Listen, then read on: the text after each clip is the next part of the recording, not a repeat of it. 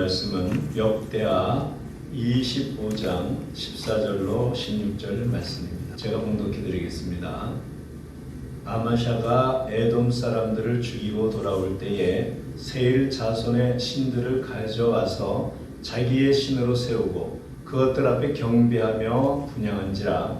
그러므로 여호와께서 아마샤에게 진노하사 한 선지자를 그에게 보내시니 그가 이르되 저 백성의 신들이 그들의 백성을 왕의 손에서 능히 구원하지 못하였거늘 왕은 어찌하여 그 신들에게 구하나이까 하며, 선지자가 아직 그에게 말할 때에 왕이 그에게 이르되 우리가 너를 왕의 모사로 삼았느냐, 그치라 어찌하여 맞으려 하느냐 하니, 선지자가 그치며 이르되 왕이 이 일을 행하고 나의 경고를 듣지 아니하니 하나님이 왕을 멸하시기로 작정하신 줄 아노라 하였더라. 아멘. 문관철 안수집사님 찬양을 드리겠습니다.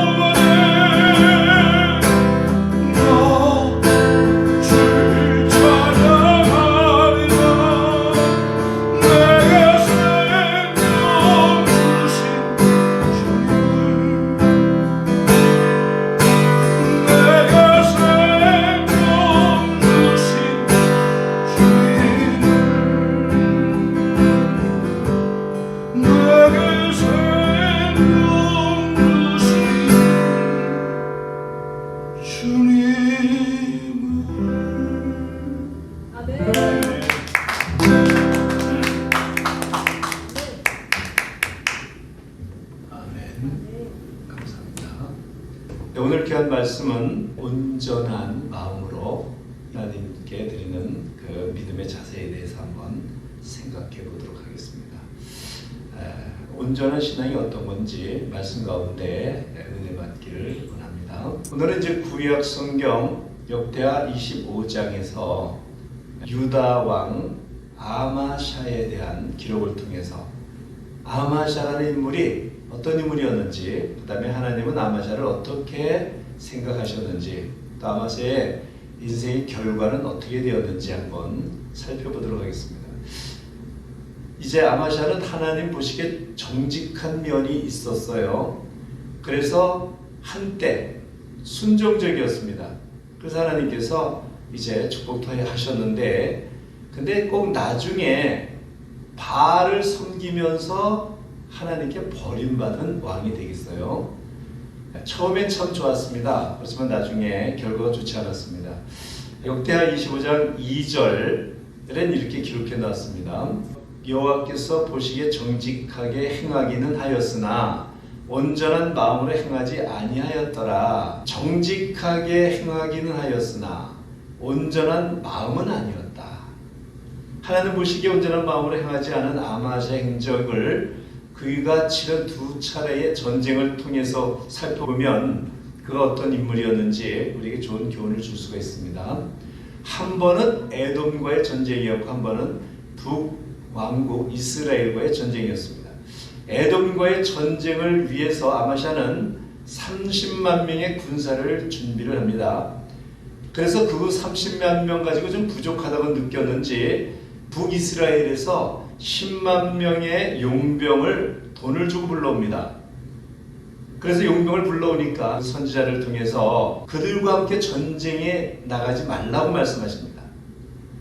이기고 지는 것은 숫자에 있는 것이 아니고 하나님께 달려있는 것이기 때문에 아마샤가 하나님을 의지하지 않고 숫자와 군사를 의지하려고 한 것을 하나님께서 지적하신 거죠.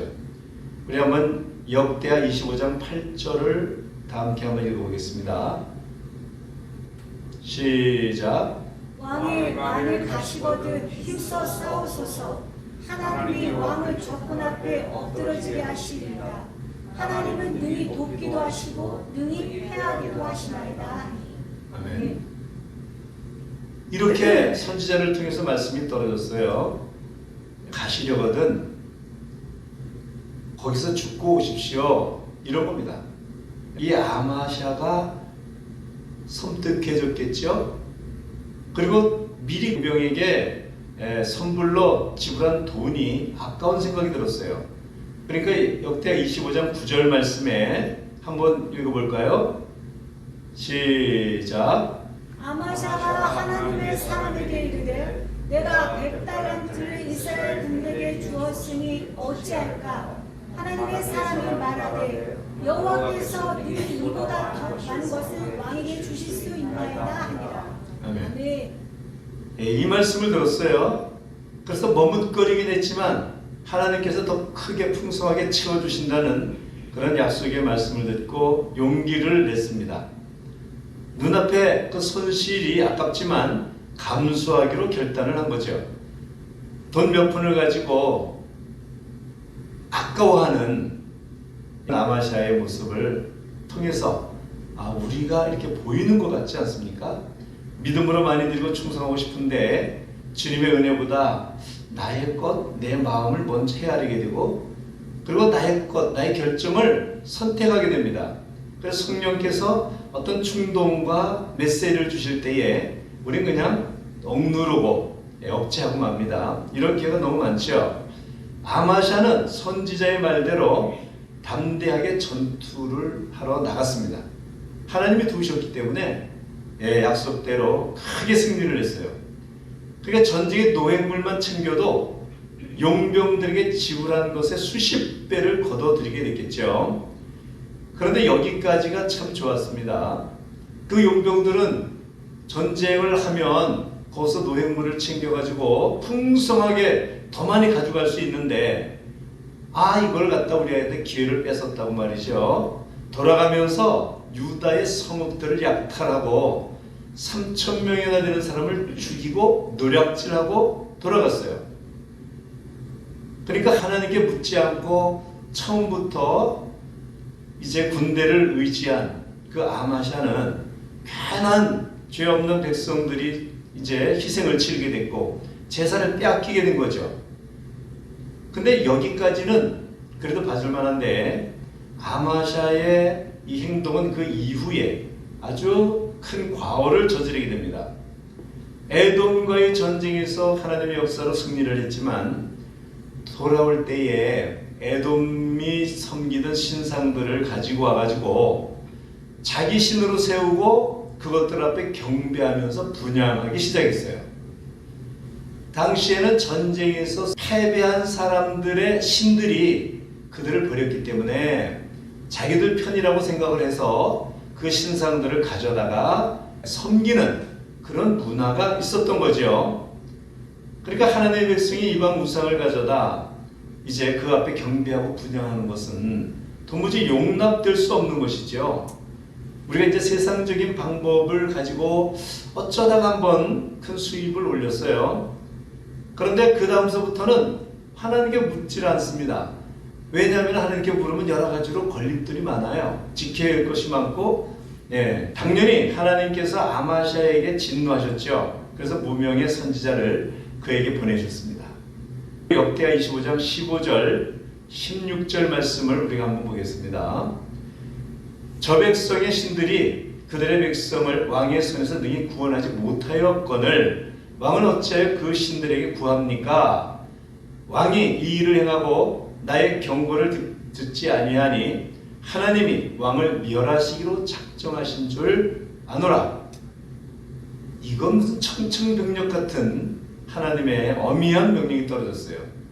하나님께서 전쟁에 이겼다고 순간적으로 교만을 떨면서 우매해지고 파멸의 길을 자초한 아마샤를 그대로 버려두셨습니다.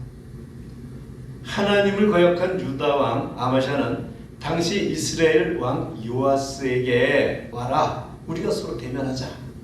한마디로 군사적 대결을 선포하는 이런 말이 되겠습니다. 이 전쟁을 발발시키는 남유다의 아마샤를 보면서 이스라엘 왕 요아스가 답변을 합니다. 역대하 25장 19절 말씀 한번 읽어보겠습니다. 시작. 내가 에돔 사람을 쳤다고 내 마음이 교만하여 자긍하는도다. 내 귀에나 있으라. 어찌하여 화를 자초하여 너와 유다가 함께 망하고자 하느냐 하나. 이 사람이 작은 승리를 거두고 난 다음에 기고만장해질 때가 이게 문제가 되는 겁니다. 그래서 성경에 섰다고 생각하느냐, 넘어질까봐 조심해라. 결국 유다와 이스라엘 사이에 전쟁이 일어났습니다. 그런데 아마샤의 군대가 아주 대패를 했어요. 교만해진 아마사는 이스라엘 왕에게 사로잡혔습니다. 이스라엘 군대는 하나님의 전 안에 모든 금과 은의 그릇, 왕궁의 재물 다 빼앗고 또 많은 사람들을 볼모로 잡아가지고 사마리아로 돌아갔어요. 그런데 아마샤를 죽이진 않았어요. 그러니까 하나님을 버린 교만한 아마샤, 결국 하나님께 버림받아 처절한 패배, 막심한 피해를 당하고 맙니다. 근데 이것이 끝이 아니었습니다. 그가 일으킨 무모한 전쟁과 굴욕적인 패배, 이것을 예루살렘 주민들과 유다 백성들이 봤지 않겠습니까? 그래서 반역이 일어났어요. 그래서 도망을 쳤어요. 그런데 그 신하들이 끝까지 추격해가지고 죽게 만듭니다.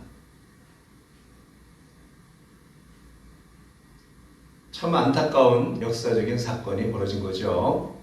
그러니까 아마샤가 돌아서서 여호와를 버린 후부터 예루살렘에서 무리가 그를 반역하였으므로 역대하 25장 27절에 나오는데 그가 온전한 마음으로 하나님을 섬기지 않았기 때문에 결국은 하나님을 버리게 되었고 그것 때문에 그만 망하게 된 거죠.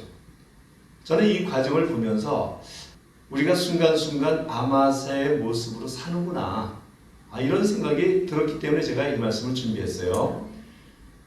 우리가 한번 역대하 25장 2절 말씀 한번 보겠습니다. 다 함께 한번 읽어보겠습니다. 아마샤가 여호와께서 보시기에 정직하게 행하기는 하였으나 온전한 마음으로 행하지 아니하였더라. 아멘. 아멘. 제가 이 말씀을 준비한 것은 바로 요 구절 때문이었어요. 정직하면 되는 거 아니야? 이렇게 생각했습니다, 저는. 그러면 하나님 기뻐하시겠지? 근데 그 뒤에 온전한 마음은 또 뭘까? 그래서 제가 이 온전한 마음은 어떤 것인가? 온전한 믿음이라는 것은 또 온전하게 섬긴다는 것은 어떤 걸까? 이제 내용이 궁금해졌어요. 그래서 성경에는 믿음이 좋은 사람들이 등장합니다. 하나님을 기쁘시게 하는 사람들도 등장하고, 하나님이 나의 벗이라고 한 인물들도 이제 등장을 하죠. 그들은 참 온유한 사람이라는 칭찬을 듣습니다.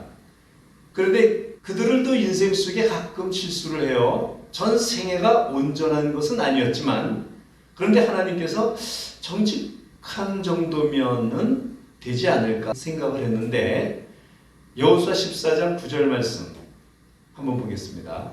한번 읽어볼까요? 시작. 그날에 모세가 맹세하여 이르되 내가 내 하나님 여호와께 충성하였은즉 내 발로 밟는 땅은 영원히 너와 내 자손의 기업이 되리라 하였나이다.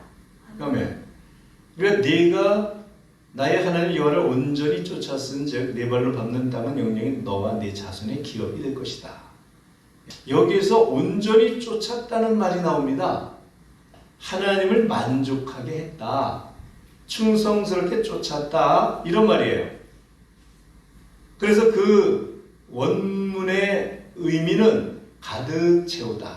말레, 가득 채우다 이런 뜻인데, 이것을 갖다가 능동적으로 바꾸면 여호와께서 하신 말씀의 성취가 이루어지는데 그가 최선을 다했다.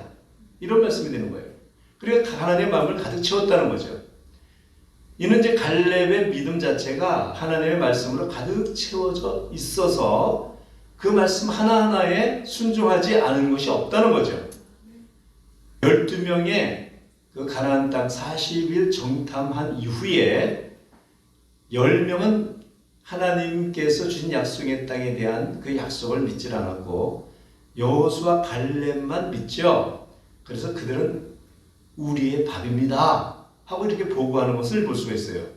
그러니까 하나님이 그렇게 주시기로 했기 때문에 그 약속을 굳게 믿는 것, 그 자체가 하나님의 말씀으로 가득 충만하게 채워지는 것이라는 거죠.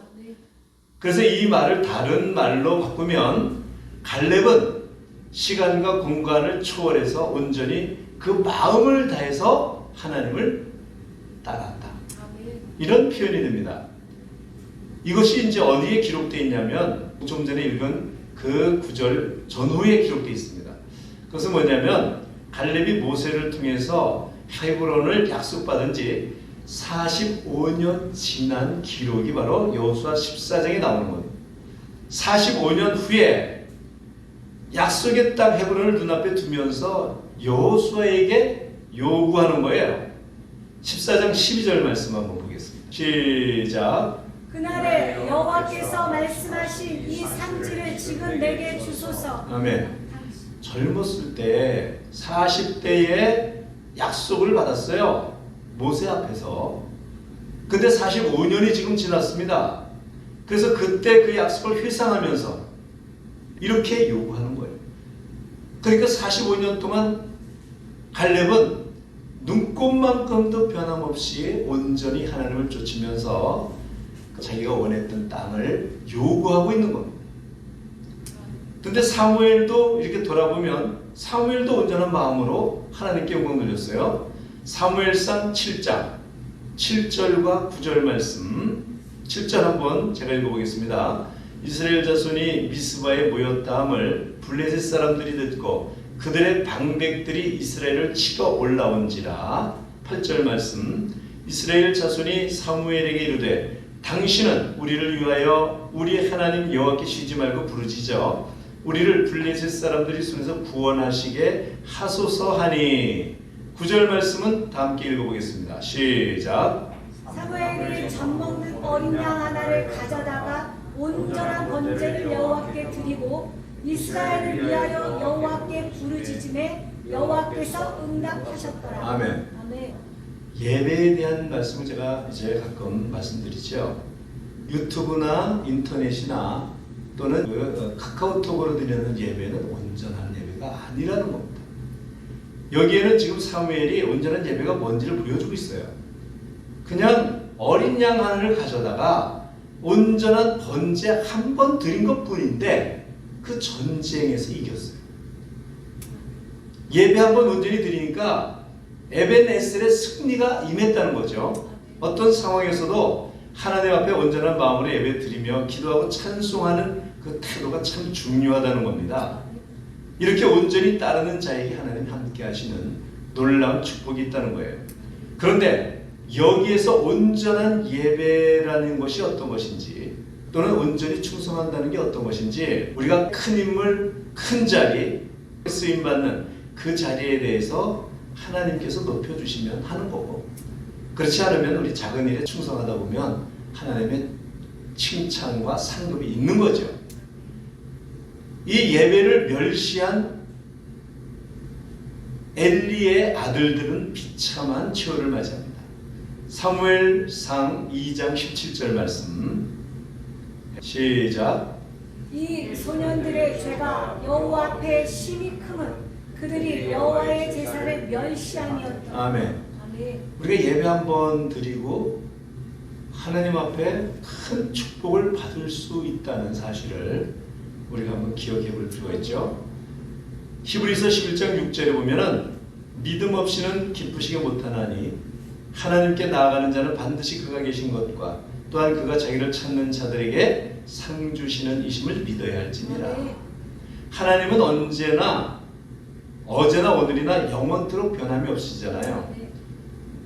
구약의 하나님이 신약의 하나님으로 달라졌습니까? 아니잖아요. 구약의 하나님이 신약의 하나님이시고 또 영원히 그 하나님이 그 하나님이신 거예요. 그러니까 하나님이 계신지 안 계신지, 하나님이 안 계신 것처럼 우리가 살 때가 있습니다. 그래서 제가 이 아마샤의 29년 왕노릇한 모습을 보면서 이런 교훈을 얻게 되었어요. 그 마음이 정직했지만 그것보다 우선적인 것이 무엇일까? 정직함보다 우선적인 것은 하나님을 의지하는 겁니다. 전쟁에서 이제 자기가 숫자를 의지하려고 했는데 여기서 내린 결론이 정직함보다 우선되는 것이 하나님을 의지하는 거예요. 여러분, 야곱은 그렇게 정직하지가 못했어요. 야곱이라는 이름 자체가 사기꾼임, 속이는 자의 뜻이지요. 그렇지만 하나님은 야곱을 통해서 하나님의 민족을 이룬 걸 우리가 볼 수가 있습니다. 그 다음에 정직함보다 더 우선적인 게 뭡니까? 주의 말씀을 귀담아 듣고 순종하는 겁니다. 아마샤는 선지자의 말을 귀담아 듣지 않았어요. 그리고 괜히 그냥 북왕국 이스라엘과 전쟁을 벌였다가 아주 그냥 패가 망했어요. 그리고 정직함보다 우선적인 게 뭡니까? 따라합시다. 끝까지 순종하는 것이다. 끝까지 순종하는 것이다. 처음에는 좋았는데 나중에 달라졌어요. 아니 어떻게 하나님의 은혜와 능력으로 전쟁에서 이겼는데 패배한 적군의 신을 갖다가 하나님 대신 섬길 수가 있느냐 이겁니다. 이게 얼마나 웃기고 무모하고 어리석고 우매합니까? 그런데 우리가 정말 교만해지거나 이제 세속적인 마음이 우리 속에 커 있으면 우리가 이거 얼토당토하는 이런 짓을 저지르게 돼 있어요. 사람이. 예수님 말씀에 하늘에 계신 너희 아버지 온전하신 것 같이 너희도 온전하라. 우리가 하나님처럼 될 수는 없지만 그것은 바로 성령 안에서 아멘. 말씀대로 아멘. 우리는 항상 우리 마음속에 죄악을 생각하고 우리 생각과 우리 마음과 우리의 모든 행동은 부족합니다. 그렇지만 제가 말씀드린 것처럼 정직함보다 우선되는 게 뭘까? 하나님을 의지하는 것이고 말씀을 귀담아 듣고 순종하는 것이고 그리고 끝까지 변하지 않는 것이다. 이것이 신실함이라고 해요. 이것다.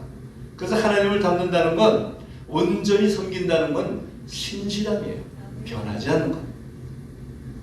눈앞의 상황과 환경과 사람의 생각과 판단이 아니고 순도 100%의 온전한 신앙은 그냥 하나님 말씀을 온전히 믿고 따르고 순종하고 그 다음에 하나님 기뻐하는 예배를 드리고 아멘. 할렐루야 아멘. 찬송을 드리는 겁니다.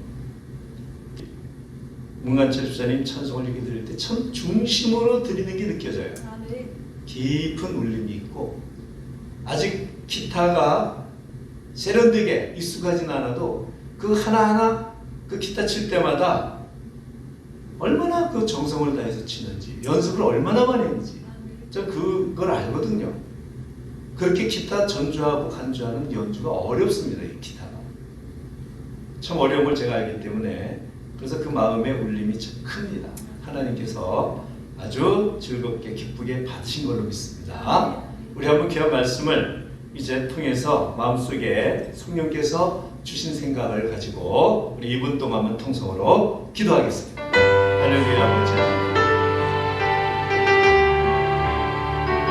아버지 하나님 감사합니다.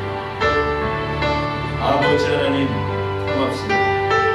우리가 이렇게 부족한데도 불구하고 우리가 이렇게 연약한데도 불구하고 우리 하나님은 나를 붙잡아 주셨고 인도해 주셨습니다.